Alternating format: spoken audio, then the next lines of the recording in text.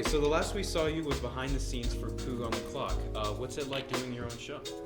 So I love having my own show. You know, being able to have like the creative process and direction that I want it to go in, talk about the topics I kind of want to talk about, and just kind of make it my own makes it a lot more fun. Going on other people's shows was great, but having my own, you know, I kind of get to put my fingerprint all over it, kind of control it, make it what I want it to make it.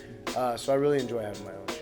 So your show primarily covers basketball. What other sports would you be open to showcasing? Yeah, basketball, my favorite sport by far. Well, it's my favorite to watch at least. I love football a lot too. I mean, I grew up a Seahawks fan as a kid, so I've been watching football.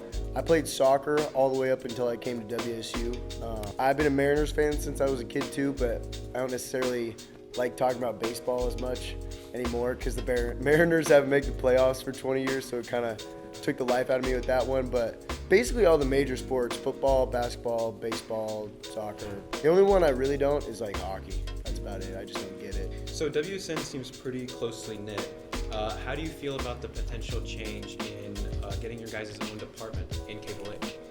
I think that'd be good. I mean, we by far have the biggest group in Cable 8.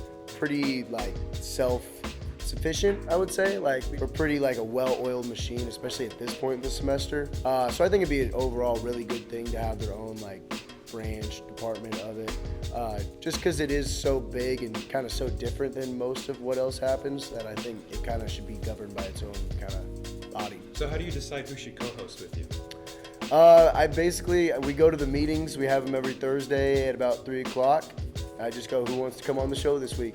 And whoever raises their hand, I basically just write them down on the whiteboard.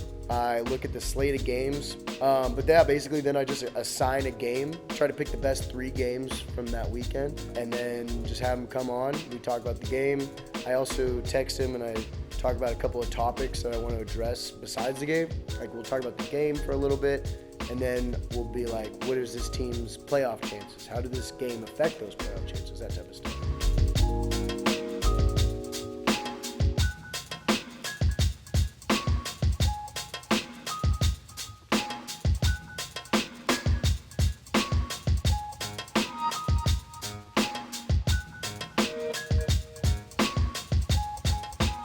Okay, Danny.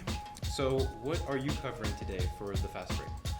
Today we'll be covering the Philadelphia 76ers and the Phoenix Suns. Suns won 114-104. So get into that game, the MVP race, and some of the storylines spinning off. So what led you to joining the Fastbreak or Cable 8? So before I was doing Fastbreak, I was doing Trevor's show, the Weekend Update, during the football season.